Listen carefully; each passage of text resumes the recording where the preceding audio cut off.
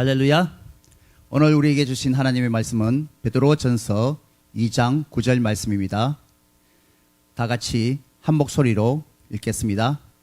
그러나 너희는 택하신 족속이요 왕같은 제사장들이요 거룩한 나라요 그의 소유가 된 백성이니 이는 너희를 어두운 데서 불러내어 그의 기이한 빛에 들어가게 하신 이의 아름다운 덕을 선포하게 하려 하심이라.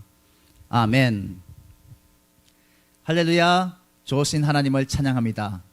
오늘 말씀은 찬양의 이유라는 제목으로 증거합니다. 텔레비전이나 유튜브, 신문, 잡지 등을 보면 광고가 상당한 비중을 차지합니다. 방송을 시청하다 보면 프로그램 중간중간에 광고가 얼마나 많은지, 도대체 프로그램을 시청한 건지 광고를 보는 건지 주객이 아주 많이 뒤바뀐 느낌이 듭니다. 한 제품의 판매를 위해서 가장 많은 광고료를 들이는 것 중에 하나는 화장품 선전일 것입니다. 화장품 회사는 그 나라의 미스 내셔널이나 인기 연예인 등과 1, 2년 정도 전속 모델 계약을 맺고 엄청난 양의 모델료를 지급해 줍니다. 탑 모델은 1억에서 10억대에 이르기까지 전속 모델료를 받고 계약을 한다고 들었습니다. 이렇게 엄청난 계약료를 받고 그 회사의 모델이 되기로 한 사람은 그 회사 제품의 선전을 위해서 최선을 다하게 됩니다. 그 회사 화장품이 좋다는 것을 알리기 위해서 얼굴에 온통 페인트 칠을 하듯 분장, 변장, 위장의 수준에까지 어떻게든 아름답게 보이기 위해서 모든 포즈를 다 취합니다. 온갖 수식어와 좋다는 말로 그 상품을 선전하며 필요하면 해외 촬영까지 다녀오며 최선을 다해 열심히 일하고 협조합니다.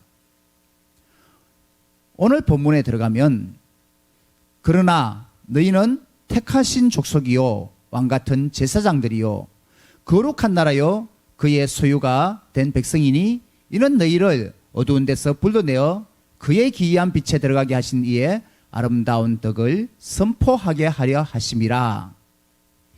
이전 번역 기억 한글에서는 선포라는 단어를 선전이라고 번역하였는데 이 말은 우리가 하나님이 주신 아름다운 복음을 선전하는 하나님의 전속 모델이라는 말입니다.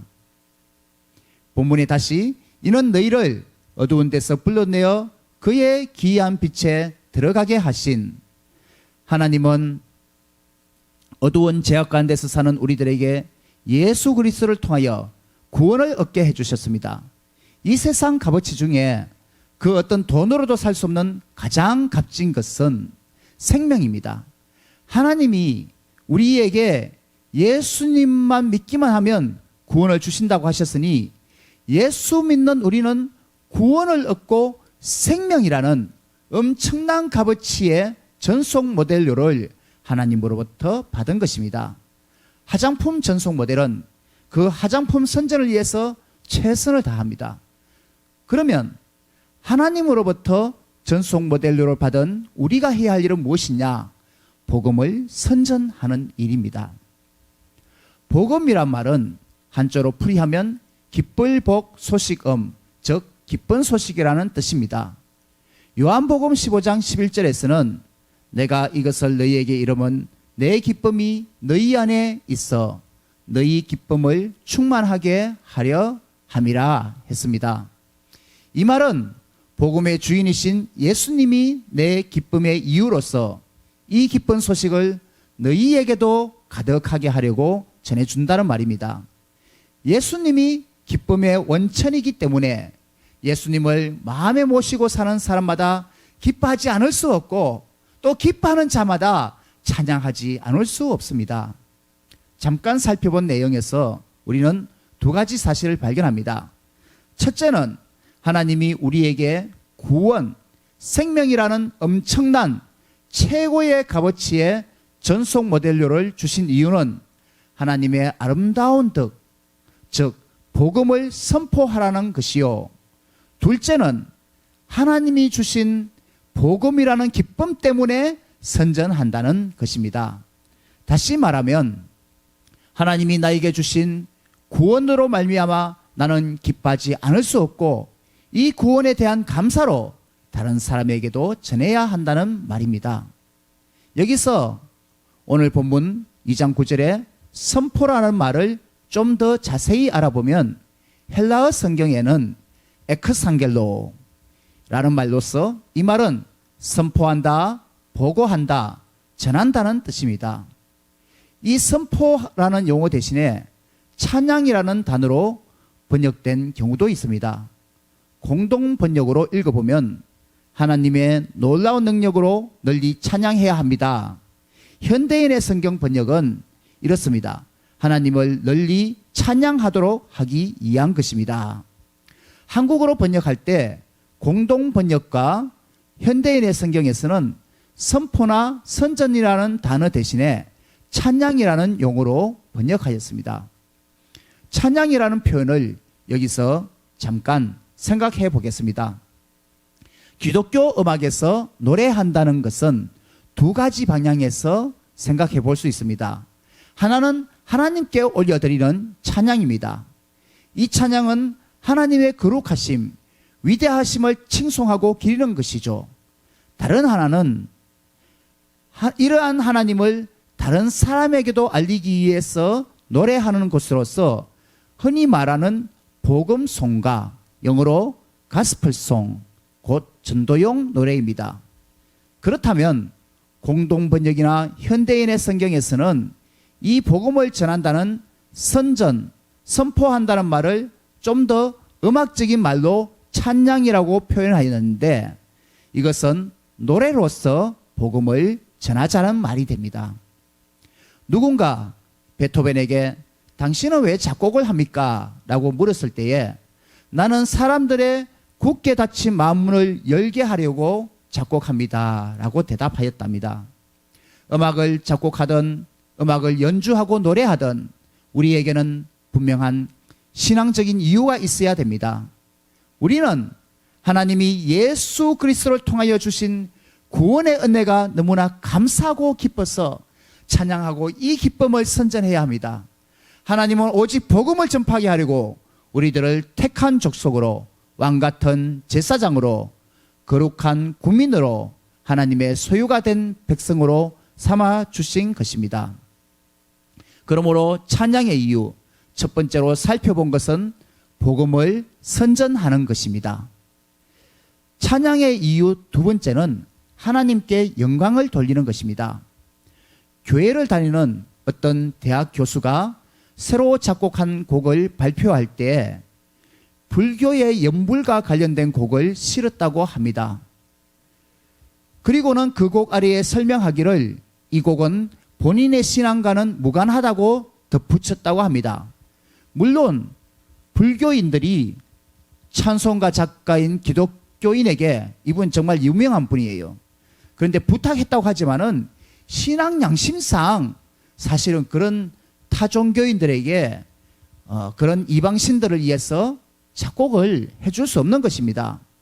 하나님으로부터 구원이라는 전속 모델료를 받은 사람이 어떻게 한 입으로 하나님을 찬양하고 한 입으로 우상을 찬양하는 일을 같이 할 수 있겠습니까? 이사야서 42장 8절에 나는 여호와이니 이는 내 이름이라 나는 내 영광을 다른 자에게 내 찬송을 우상에게 주지 아니하리라 말씀하셨습니다. 십계명에도 나 여호와 너의 하나님은 질투하는 하나님인즉 우상을 섬기지 말라고 하였는데 우리가 우상에게 좋은 일을 해서는 절대로 안 됩니다. 만일 그랬다간 하나님이 복을 내리신 후에라도 돌이켜 너희에게 재앙을 내리시고 너희를 멸하시리라. 이렇게 여호수아는 강하게 여호수아 24장에서 경고하고 있습니다. 그러나 나를 사랑하고 내 계명을 지키는 자에게는 천대까지 은혜를 베푸느니라. 출애굽기 20장에서 또한 이렇게 말씀하셨습니다. 결국은 하나님을 사랑하는 자에게는 하나님께서 은혜를 베푸시고 무한한 은혜를 베풀어 주시고 하나님을 찬송하지 않고 우상에게 하나님께 돌릴 합당한 영광을 우상에게 돌리는 자에게는 하나님께서 벌을 내리신다는 말입니다. 찬양의 이유 두 번째, 어디서 찾을 수 있는지요? 우상도 아니고 세상에 다 좋다는 것도 아니라 오직 하나님의 영광을 위해서 우리는 찬양해야 합니다. 이사야서 43장 21절 말씀에 이 백성은 내가 나를 위하여 지었나니 나의 찬송을 부르게 하려 함이니라. 하나님이 우리를 지으신 목적이 하나님의 찬송을 부르는 것, 곧 하나님께 영광 돌리는 것을 말합니다. 이것이 기초가 되어 웨스트민스터 신앙고백 제1 첫 번째 1조에 반영되어 있습니다. 하나님이 인간을 지으신 목적이 무엇이냐는 물음에 대답은 하나님께 영광 돌리며 그를 기쁘시게 하는 삶을 사는 것이라고 고백합니다.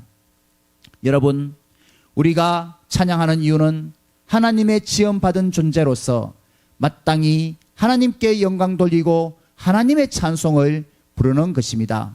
이사야서 43장 21절 말씀 4, 3, 2, 1 기억하기도 쉽습니다. 이 시간 같이 한번 외워봅시다. 이 백성은 내가 나를 위하여 지었나니 나를 찬송하게 하려 함이니라.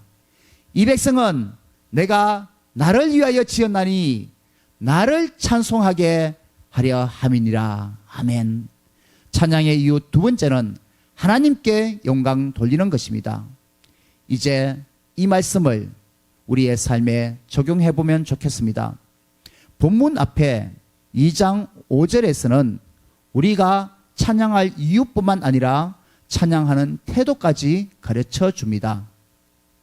여러분도 살아있는 돌과 같이 되었으니 신령한 집을 짓는 데에 쓰이도록 하십시오.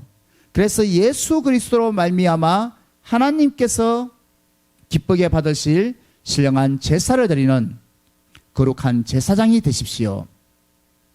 표준 세번역으로 읽었습니다.